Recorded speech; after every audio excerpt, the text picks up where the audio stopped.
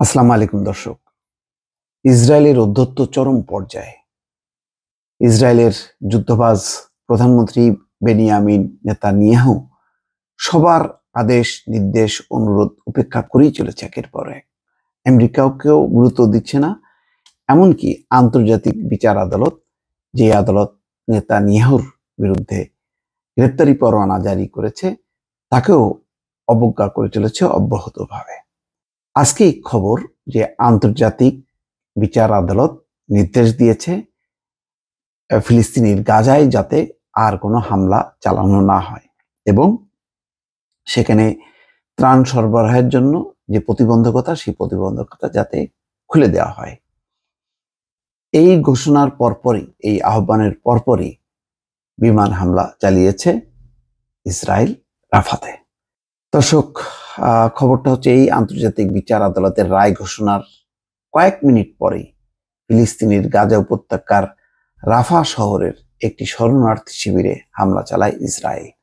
শুক্রবার আইসিজে রাফায় হামলা বন্ধের নির্দেশ দেওয়ার পরপরই রাফার সাবৌরা শরণার্থী শিবিরে যুদ্ধ বিমান থেকে হামলা চালায় ইসরায়েল বাহিনী। পাশের হাসপাতালে কাজ করা এক কর্মী ব্রিটিশ সংবাদ মাধ্যম বিবিসিকে জানিয়েছে, বোমা হামলার শব্দ ছিল ভয়ঙ্কর। হামলার পর সাবৌরা ক্যাম্প কালো ধোঁয়ার মেঘে ঢেকে যায়। হামলার তীব্রতার কারণে এখনো উদ্ধারকারী দলগুলো সেখানে পৌঁছাতে পারেনি।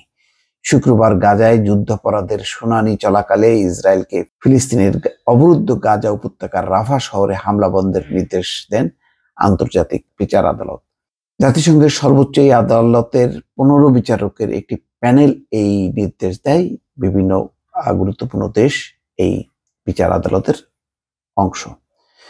এদিন আদালতের প্রধান বিচারপতি নওয়াফ সালাম বলেন, রাফায় মানবিক পরিস্থিতির উন্নতি ঘটেনি, বরং আরো অবনতি ঘটেছে। বিশেষ করে সম্প্রতি রাফা থেকে যারা বাস্তুচ্যুত হয়েছে তাদের ঝুঁকি কমানোর জন্য ইসরায়েল যথেষ্ট পদক্ষেপ নিয়েছে বলে মনে হয় না। 7 লাখ যারা গাজা থেকে আশ্রয় নিয়েছিল রাফাতে, সেই রাফা থেকে 7 লাখ মানুষ অলরেডি আবার রাফা ছেড়ে অন্যত্র চলে গেছে। বর্তমানে রাফায় মানবিক পরিস্থিতি বিপর্যয়কর। ইসরায়েলকে অবশ্যই অবিলম্বে রাফায় তার সামরিক অভিযান বন্ধ করতে হবে। পাশাপাশি এমন যে কোনো পদক্ষেপ নেওয়া থেকে বিরত থাকতে হবে যা গাজাবাসীর জীবনকে আরো মর্মান্তিক করে তুলতে পারে। এছাড়া আইসিজে কর্তৃক আদেশকৃত ব্যবস্থা প্রয়োগের অগ্রগতি সম্পর্কে ইসরায়েলকে 1 মাসের মধ্যে আদালতে প্রতিবেদন জমা দিতে বলা হয়েছে। পাশাপাশি মানবিক সহায়তা প্রবেশের জন্য ইসরায়েলকে রাফা সীমান্ত ক্রসিং খুলে দেওয়ারও নির্দেশ দেওয়া হয়। কিন্তু সব মিলিয়ে প্রায় 25 লাখ মানুষের আশ্রয়স্থল হচ্ছে রাফা, ছোট্ট একটা শহর। সেই শহরে এখন যে হামলা চালাচ্ছে একটি অমানবিক অবস্থা।